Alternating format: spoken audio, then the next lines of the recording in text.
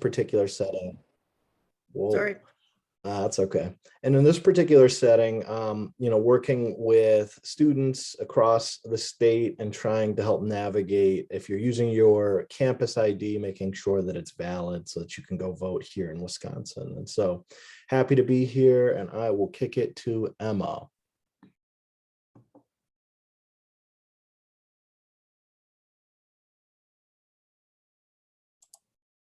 Emma, can you introduce yourself, or are you in a place where you can't talk? Oh, there you are.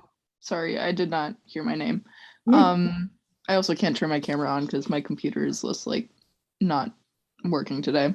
But hi, I'm Emma, and I'm the Democracy Fellow, or one of the Democracy Fellows at UW-Madison. Yeah, that's it. And Brenda is the last but not least. Okay, my name is Brenda Harrison, and I am with the League of Women Voter Greater Chippewa Valley, and that is located, if you're not sure, Menominee, Eau Claire area, about an hour east of the Twin Cities. I am going to be up in that area a lot this year. Western Wisconsin is one of our expansion priorities, so I was delighted to see that you were going to be with us today. Will you be at Stout and Eau Claire? So we're going to get into Eau Claire, Stout, River Falls, Chippewa Valley Tech. That's the goal. It's a big goal. 3 of those are areas that we try, and there's another league that is doing River Falls. I don't know if they've been successful yet getting in. Well, I will be in touch with you separately about that for sure. We're so glad to have you here. Thank you. Why don't we go around and talk about what success you've had in doing voter registration so far this year? If you've done anything, how did it go? What are you still planning to do this semester? For those of you on campuses. Any voter reg stuff going on? Anything, Matthew? Yeah, I can go first. So this past fall semester, we did like 3 or 4 voter registration drives right off the bat to try to like pound that in for the new freshmen and everybody who recently moved so that we could get them registered either at home again or like check their status, or since their new location, so that they're up to date, since that's key when registering. But for this semester so far, we haven't been able to do too much since the administration, as Kristen knows, at UW La Crosse is kind of going through some things. So it's kind of hard getting all those worked out, but we're hoping to do a lot more. We're kind of just doing more long-term planning for the fall election in November, but we're going to try to do as much advertising right now as possible and do other events that get students involved. But that's where registration's at right now. Anybody else? Yeah, I can talk about the things we've been doing at UWM for the past 2 semesters. So I guess I'll start with our big events. So we've done one each semester. So last semester we did a big National Voter Registration Day event in like a big public area on campus, sort of like our quad, like we're in the city, so it's like a little bit complicated, but it was sort of like that. And, we had a bunch of different organizations tabling. We reached a lot of different students, registering some students there, but also just giving like a lot of handouts to students if they're like weren't able to stop that moment. We've also been working on integrating voting into a lot of things that are already going on campus. So for instance, when we did move in the fall for the residence hall that primarily serves freshman students, we had tabling there so we could get students right as they were coming in and their new address. And with the Wisconsin rule for like the 30 days, unfortunately, like that makes it a little bit complicated because they were just there, but we gave them all the paperwork and have sort of pushed some things out with RAs as reminders for that. And then this semester, one of my goals for our campus is to just have that sort of like repeated like idea for students about voting to get them thinking about it. And I think it can be really intimidating and scary. So I want to make it more fun. So instead of just like attracting the students who would normally be going to civic engagement events that are like attracted by that, trying to reach students who like wouldn't otherwise be interested in voting. So I did a bowling for ballots event earlier this month, actually, where we provided free bowling, a lot of like just educational resources for students to try to like expand our outreach. We have a lot of sort of long-term projects in the works where we're trying to get voting information in the syllabi and like get more faculty involvement. So many different projects underway. I like bowling for ballots. That sounds really fun. Who wants to go next? I can Yeah. talk about a couple things, but I like that bowling for ballots idea. Super fun. Similarly in the fall, we try and do National Voter Registration Day. Our big thing was just transitioning to ensuring that we're doing things regardless of election year or not, because in the fall is a little hard. We didn't have any even local elections really going on in the fall. Things have been more heavy this spring. And so we really focused also on Constitution Day. We already have events happening and just bringing in our Democracy Fellows to table. They've been great of just doing a lot more grassroots levels. We've been having really bad attendance with events. I don't know other institutions having the same issue. So more of those passive, getting them in the classroom, especially with our education department. This semester, it's been really big on our Board of Education race that's been happening. So we did a lot of work within the education program to get students aware. Also, we had a pretty big change with our, we used to be split our campus in regards to our polling location. So we've just been doing some initial like additional promotion of like, hey, where your voting location is has changed. Sadly, all of campus except for one residence hall was included in the change, but luckily one of our Democracy Fellows, it's the Honors Council, so we got connected with them and got our Democracy Fellow in there to do some additional help. But that's a lot of big stuff. But then we are doing our Board of Education Forum on Tuesday in hopes, and we kind of utilized our education students to really get people more interested. It's open to the community, and the first time we got all 6 candidates to do a forum together, which is really exciting. But that's just kind of ways to, we haven't really focused as much outside of big election years, and that was our big hope with partnering with Campus Vote Project, is to make it year round. Also, another big goal that we're adding into action planning is something in syllabi or first year orientation will be a big goal of ours. But outside of that, Democracy Fellows doing a great job. Oh, we did use the $500 we got from attending one of the summits, right, Kristen? We used that to purchase things for tabling specifically. So we got a custom tablecloth that has Campus Vote Project logo, Carol logo, and like a register to vote in super big type font, along with, trying to focus on stuff for that. That's kind of like, okay, you're going to table or you're going to a classroom, here, take this full bin of stuff that is already ready to go for our Democracy Fellows. But yeah, that's kind of the stuff we've been focusing on at Carroll. That is a lot, and that's great. Emma or Sarah, do you have anything to add? Yeah, I can go. Yeah. I've got a little less going on because I'm still pretty new to the role, but at UW right now we're focusing on our student government elections, which are coming up, I believe, starting on the 28th. So we've got a lot of tabling going on then. And then also first week of April, we're also having a lot of tabling and voter ID stuff going on. And then I also work in housing for UW, and I have a meeting coming up on Tuesday where I want to talk about how we can get more voter registration and like more information out to residents. Yes. So yeah, I'll let you know how that goes. You could even do like little, I don't know what you want to call it, like clinics where you just bring your laptop and sit in the lounge and people can come in and learn how to register to vote. Just bring their own laptops and you can walk them through it. It would be super easy. Yeah, definitely. And it's Yeah. like my job, we do a lot of like event planning, and like, so I was thinking like when we have like a 1,000-person event that's for like planting succulents, we could also have like voter registration at the door or something like that. Oh, perfect. Perfect. Yes. Yeah. Get those students who care about the environment to register to vote. That's perfect. Yeah, but that's about it. Sounds good. Who's next? Hey y'all, I haven't had any events this spring semester, and I'm new to Gateway, so I don't know what they did in the fall. At my last school, which was in Illinois in the fall, we did a little bit of tabling. We were still kind of limited in gatherings in the fall semesters. We also did a virtual pledge to vote, which we like had a raffle I think we had like 5 $50 gift cards that we gave away for pledging to vote.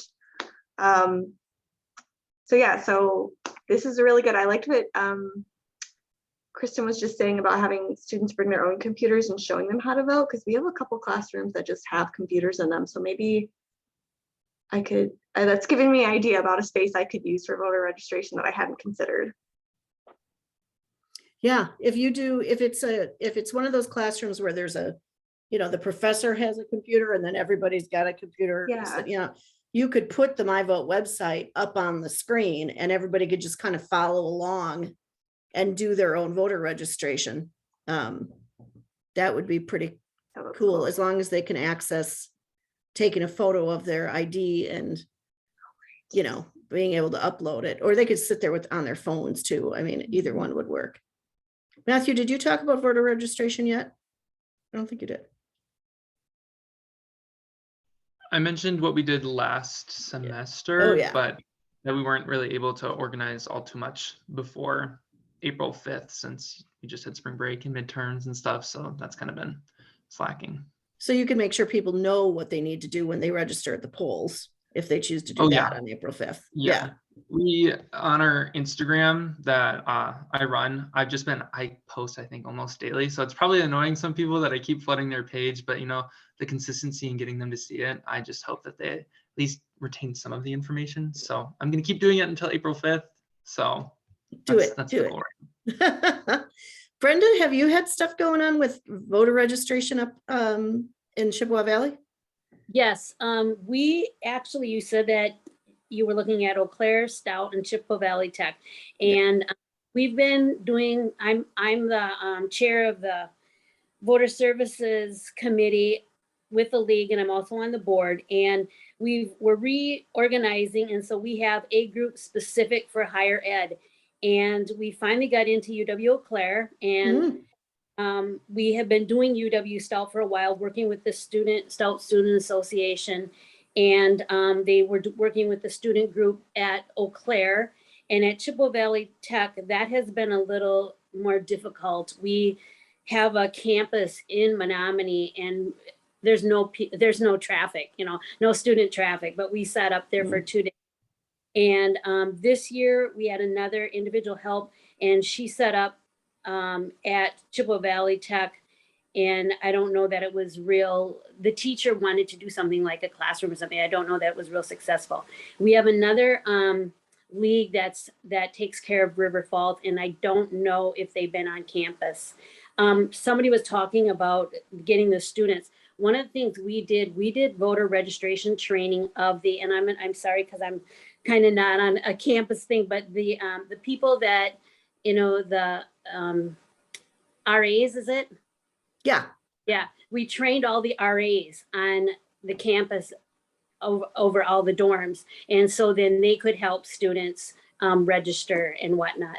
So that was one of the things that we did at Stout. Like I said, Eau Claire is a little bit newer ground for us this year. So hopefully now that we're working with the student body and we have this group of our voter services working, and that's our goal, to really hit the students. We did set up on National Registration Day a spot that was close to the campus, and the students have to walk by us to get to the dorms. And like I had said in an earlier group, we're older, and so they would kind of walk away from us because they didn't want to be engaging with older people. But we were brave enough. We got in their face anyway. So we've had some success. We had at both of the campuses, the chancellor comes down and things like that. So I'm just amazed at you all students and your technology abilities. I'm older, not real familiar with me, but I mean, the one National Registration Day, the kids said, yeah, and they got, I don't know how many texts, and it's on this and that. And so whoever's doing that was doing a good job of, the kids kind of knew what was happening. Excellent, excellent, excellent. Anybody else want to talk about voter registration before we move on to another topic? Nick, do you, are you doing any voter registration or just sticking to the voter ID part of it? Just voter ID part of it as of right now. And now, and let's remember, and Brenda, you can correct me if I'm wrong, but it is possible to register to vote without a photo ID. You can use your social security number, but you're gonna need a photo ID to actually vote.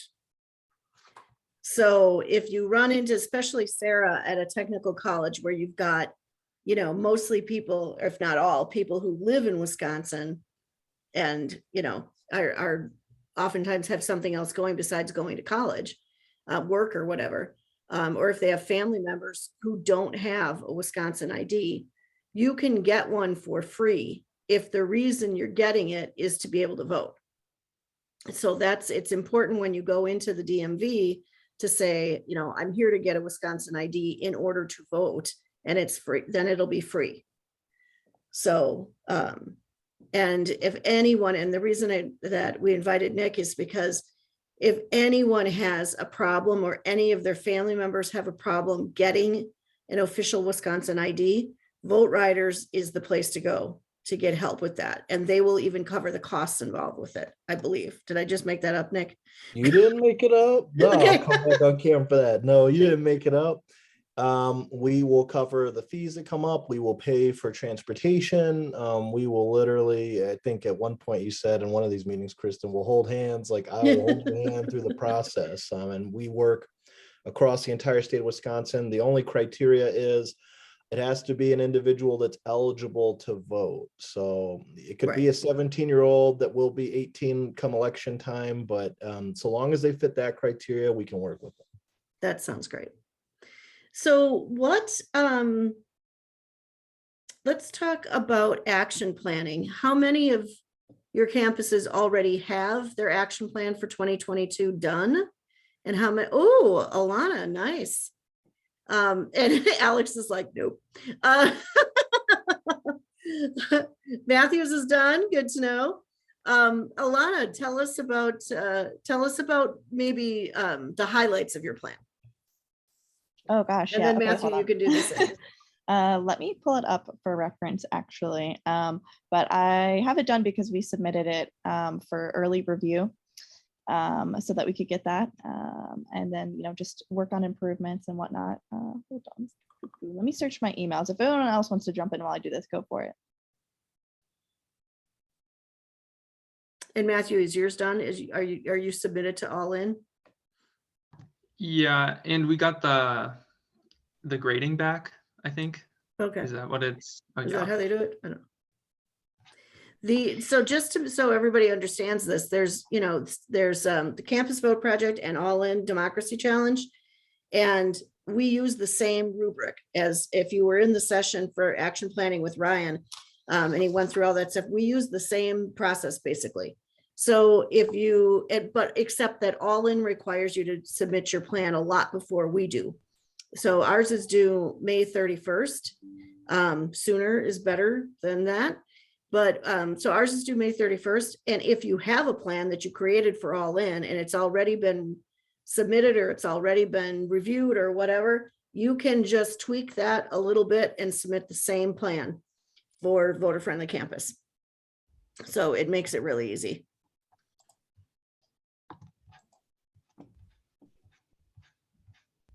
Alana, did you find yours? Still looking, sorry. It's like That's okay. saved in the SharePoint, so it's a little bit slow. And Sarah, we should talk about getting your plan going for Gateway, because time's a wasting, but I can help you and walk you through the rubric. It's really it's kind of common sense. When you see the categories, it's like, yeah, those are the things that we should probably have something down on paper about. Yeah, I looked at what you sent over and it seemed really clear. So we're working on it. It's in process, but it's definitely not done. In process is better than nothing. For those who completed yours already, I attended the action planning on Wednesday just to get some more thoughts. Did you all use the vote and ballot, or what is it called? Did Votes you and all ballots? use this, and then the Strengthening American Democracy Guide, I assume? Did you all use that to make yours? UWL didn't. We kind of, since we had Democracy Fellows last year, we kind of structured it off of them. And then Kristen visited me and the other fellow, and she gave us the rubric too. So we kind of, because we submitted one for Andrew Goodman and then All In and Campus Vote Project since they're together. So we kind of just structured them, and like they're so similar so that we were just able to transfer one, and then we did tweak it. But I heard that that's a really good resource. So. Okay. And we played votes and ballots in kind of a simple way when I met with Abby and Matt in lacrosse. And Alex, I'm pretty sure, I know we played it last fall with Noah. So he should have lots of notes and stuff, but I can show you that game, and we could do it again with the coalition, even with the committee that you put together. And anybody who wants a set of votes and ballots, Sarah's, if you want to do it, or whoever, and Emma, we did do it with the Madison Fellows last year. I'm trying to think of it's almost like bingo, kind of. It's like you have playing cards in 4 different sections. So there's a bunch of cards that have voter registration things, get out the vote things. Matthew, help me if you remember. There's like 4 different categories, and there are these little cards with ideas on them. They look kind of like Monopoly real estate cards. And then you have a big grid divided into 4 sections: things we're already doing, things we want to do now, things we can do later, things that are like a total wish list. And then you just plop these little cards all over your board. And it helps you, because the little cards have kind of like the obvious, these are the things you really need to do. It helps you place those in the right place, but it also helps you think of things that you hadn't thought of before, helps with brainstorming. And then when we're playing the game all together at the summit, like we did in the fall, there's wild cards and zingers that we throw in. So as the students were all, and by the way, we're having a summit again this fall. It'll be September 24th in person in Madison and the 23rd online. But every campus had their own table, and then they played votes and ballots. And Alana was there, and we played votes and ballots around the table. And then Chuck and I were moderating it, and every once in a while we would throw a card on and say, you were having this could be practice for you, Alex. You're having a candidate forum and a candidate didn't show up. What do you do? So it just kind of helps you think ahead of every eventuality that could happen. Don't say that, Kristen. It hasn't happened yet. There's a possibility. At least you have so many. She's got 6 candidates coming for a forum on Tuesday night for the school board race, because it's 6 candidates to fill 3 seats. If a couple don't show up, you'll still be good. But if you had a senator that was supposed to come and talk to the students, and they can't come for whatever reason, and now you've got all of these students, let's be optimistic. You've got like 500 students in an auditorium, and the guy doesn't show up. And one of the things we talked about was, invite local elected officials, because if, they're always happy to talk. If you invite the mayor because the senator's going to be in town, and the senator, something happens, they're stuck in traffic, the mayor will get up there and talk. You can always figure something out for your emergencies. But back to action planning. For those of you who have now you're ready, Alana, tell us some of your highlights. I have it now. So I guess if it would be helpful for those of you who are still in the planning creation process, I can just go over the main categories that we have for ours. So we did follow the rubric for the most part. So we started off with an executive summary. Our campus, our chancellor is on board with a lot of the work that we're doing. So we do include our chancellor's commitment and other commitments that are made at an institutional level. I included a timeline of just important elections and events that we're doing.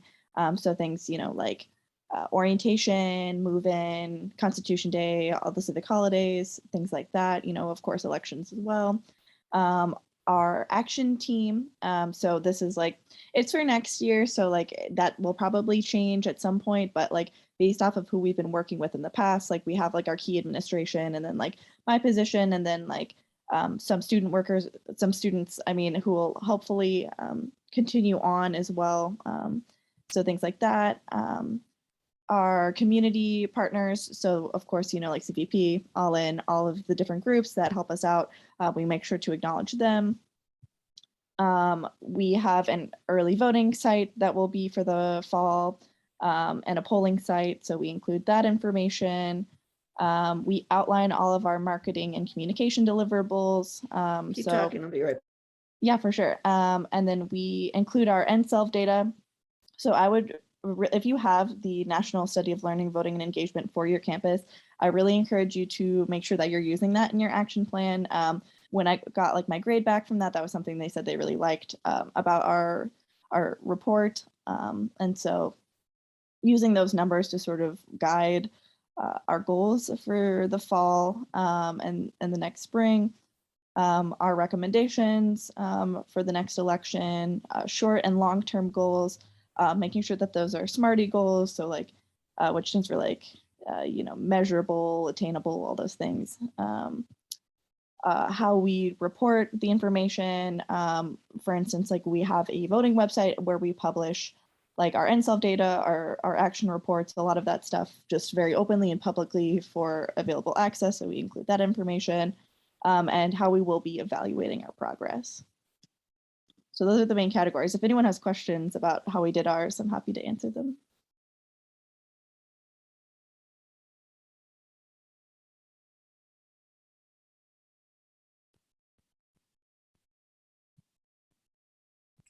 Did you have, so you mentioned your chancellor at the beginning. We don't have a chancellor, we have a provost, just I think different title. So was that like a statement of support that you included, or did they have an actual portion that they like typed out their support for the entire program? Yeah, so let me reference here exactly. So we have like, it wasn't like specific to this like document. It's sort of like just like a general statement of like support for like civic engagement that we have. So we have like basically just like the chancellor is like committed to improving civic learning and democratic engagement on our campus.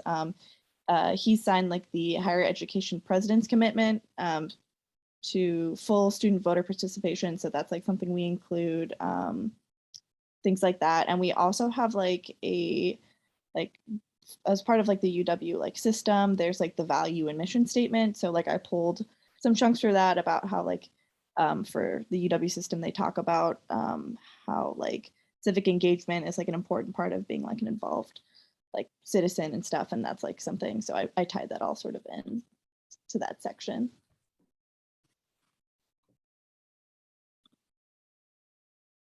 Who else wants to talk about their plan or questions about a plan? I would love to know, and even for the ones that are in progress, if you find that you are documenting a lot of things that are already happening, or if you know you're looking at that rubric and you're like, oh, we really need to include this or this, like what's new that you've added?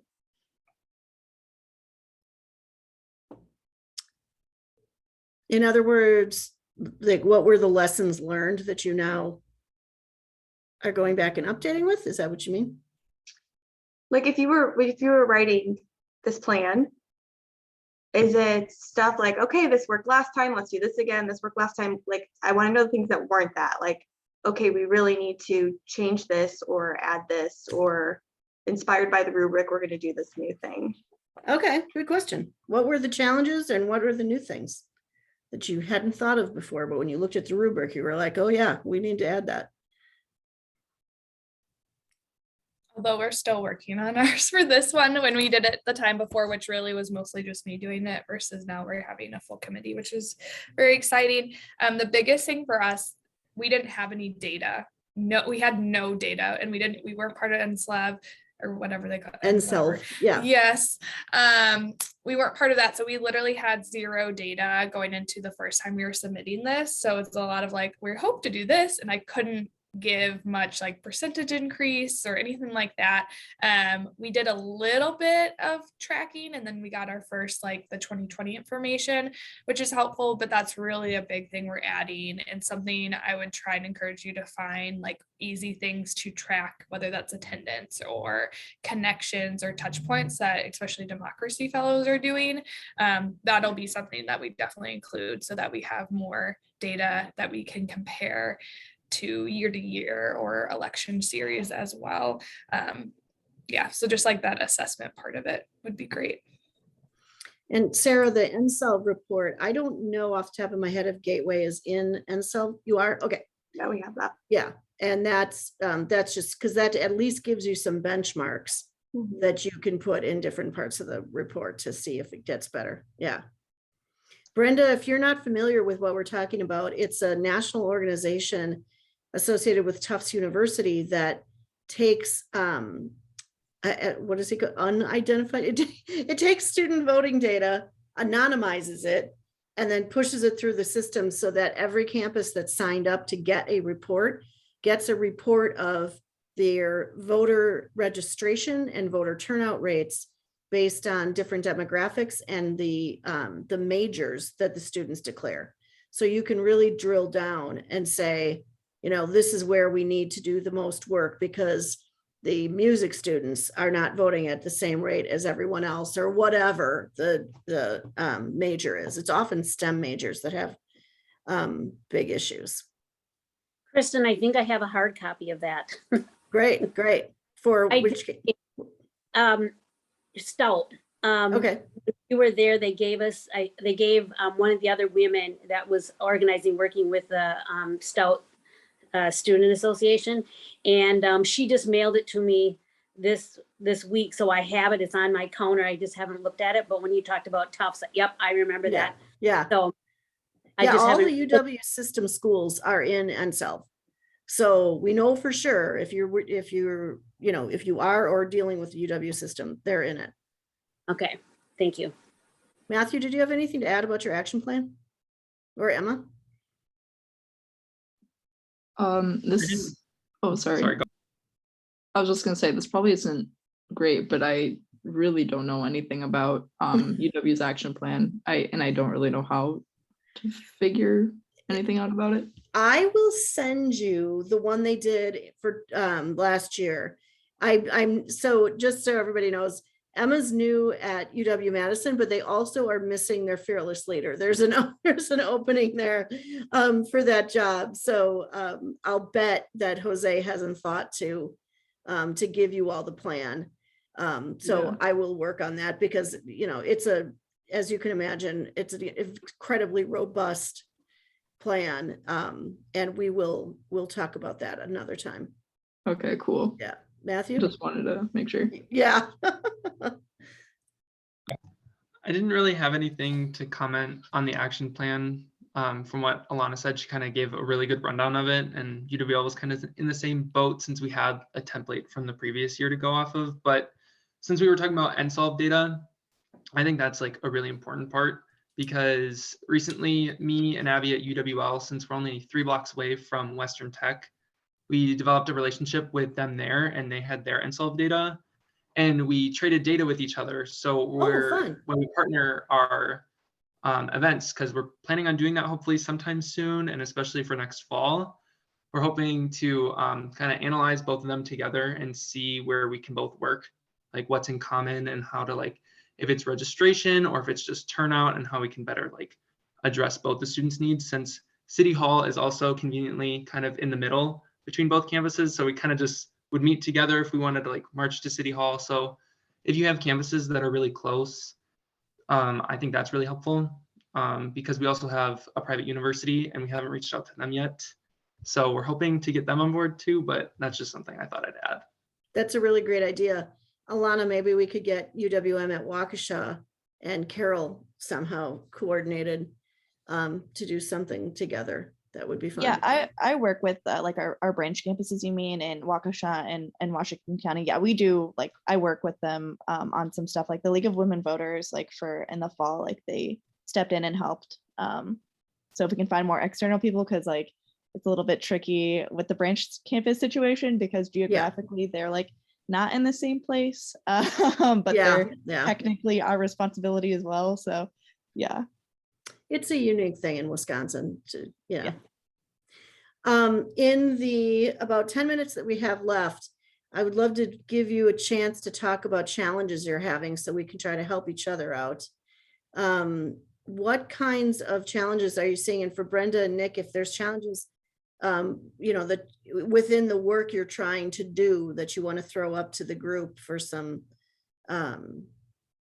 crowd sourcing, what are your biggest challenges, let's say this semester, but with the spring elections, and what are you anticipating might be a challenge that you need to plan for in the fall?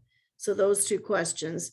But before, while you're thinking about that for a second, I have to say again, and there are no drop boxes for this election.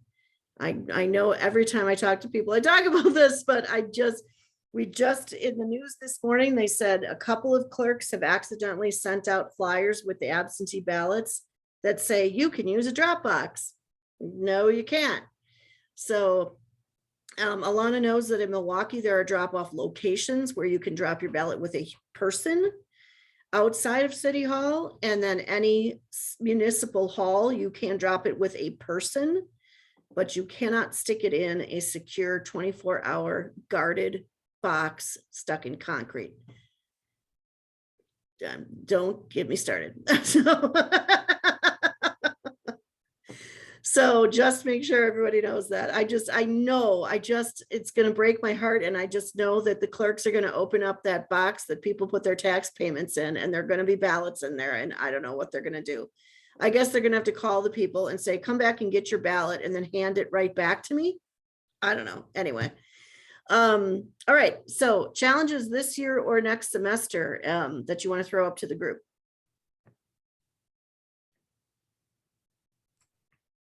I have a oddly specific one. I don't know if you all with residential students submit a student housing list to your polling locations or not. I think most with residential students do. I've been working with our city clerk, and thank you, Kristen, for getting me contact with Gina. And she was saying actually that they're having more issues with that student housing list because then in return, they need a certification of citizenship from the school to actually use that list instead of, yes. And so does anyone know anything about that or have gone through that? They can still come if they register to vote. If they don't have a Wisconsin driver's license, they have to just bring that proof of residency and the student identification form that we have. But then that pretty much makes that list pointless to me, I feel. So I don't know. Maybe Kristen, we could just connect separately if no one has. We need to talk about that. I've never heard of that. And I bet our lawyers would be very, very interested to hear that. Yeah, I can send you the email too, Kristen, because I was super confused. I've kind of been sitting on it because I don't really know how to help in that situation. Yeah, that's very strange. I've never heard of that before. Yeah. Alana, does that sound even vaguely familiar? Do you guys provide dorm lists? I don't know. That would be a question for Carrie. Like she handles that sort of end of things. She's the one who works more directly with our county people, but I've never heard of anything like that. But yeah. Well, and it literally just came up and I have never heard it before. And Sammy, who's our resident, or she's our housing person who submits the list. She just submits it when they ask for it. They've never said anything. And I don't understand the point of sending me a list if they can't even use it. But she did say she needs to get connected with someone and maybe I could help her, but yeah, I don't know. I mean, what is she saying? That the list has to include a list of students that are citizens or something? All she said, because she was saying when we were unrelated, doesn't want poll workers from Carroll because she feels like they don't show up. So a different conversation. So wants us to focus on registration issues. But she said she was going into like what should they bring? And then we are finding that in order to use the student housing list at the polls, it is, oh my gosh, is it has to also have a certification of citizenship from the school. I need to reach out to someone at the school to discuss that. If there is someone you can suggest I talk to. I also have a call into the Wisconsin Election Commission to discuss this. If we don't have Okay. the list certified, we can't use it. Okay, forward that to me, please. I will. Oh God. So I guess I'm alone in that, and we can keep everyone updated. Yeah, if you if hear we've anything. never done that before, why is this an issue all of a sudden? Yeah. don't Bloody know. hell. Okay, any other challenges? This one might be a little bit more general and relatable to everyone, but like getting stakeholder buy-in is incredibly difficult. I think I'm not sure about other people's campuses. It sounds like maybe Matthew, you are also dealing with some tumultuous times on your campus and just people being stretched really thin and like they already have too many responsibilities. And so the last thing they want to do is like, even if they like totally are on board with what you're doing, like they don't have the bandwidth to do the extra steps. So like I found that like the best way to do it is to make it like as easy as possible for them to get involved and sort of like instead of being like, oh, what do you think would be helpful? Being like, hey, can you do this for me? Like this easy thing, like, can you put these flyers in your office? Can you like send out this email? Like I already have it drafted. You just need to send it out. Like doing things like that have been sort of helpful. But like even on a student level, like I've been trying to work with like the student association and like so far only like one person has like shown any interest like in like doing some sort of voting collaboration, but like at least one of their supervisors has like invited me to they're doing like a get out the vote event for specifically the student like government races that are going on, and like I'm joining to be like also you should vote for the mayoral / judges that are going on in Milwaukee. So okay, good. That's been a little bit just the stakeholder kind of thing, but I'm sure that's a universal problem that everyone has. Do you think that's a spring election thing, like that they're just not paying attention to the spring elections? And then in the fall, I mean, for goodness sake, we're going to be hiring, listen to me, it is kind of hiring. We're going to be electing a US senator and a governor. It's kind of a big deal. Yeah, maybe it'll be easier then.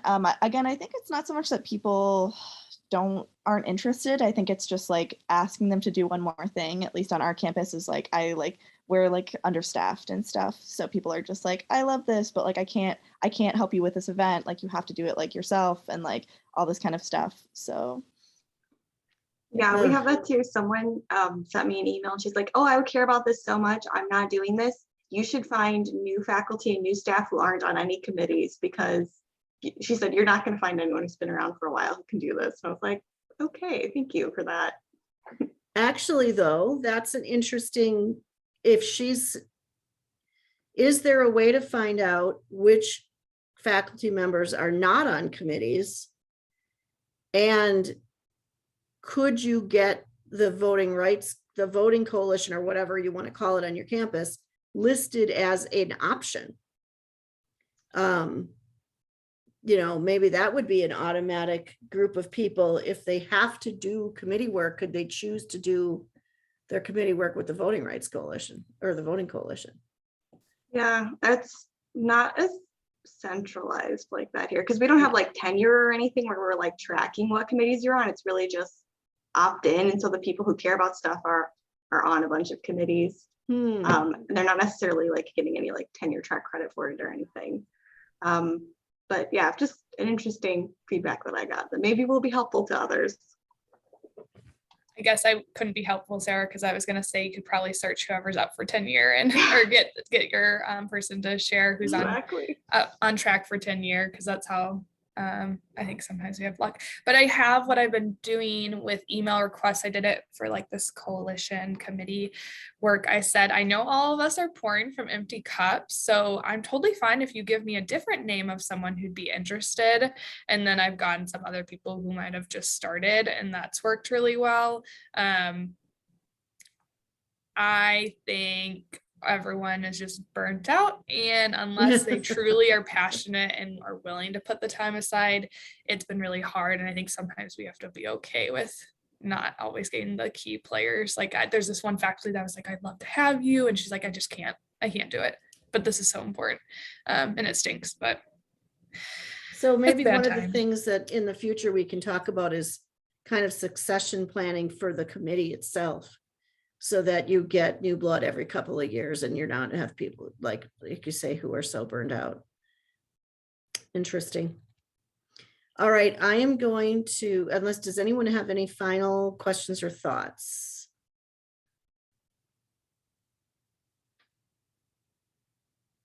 All right. We have another meeting at 3:00, but Matthew, you can join or not. You were such a trooper sticking it out for the whole summit.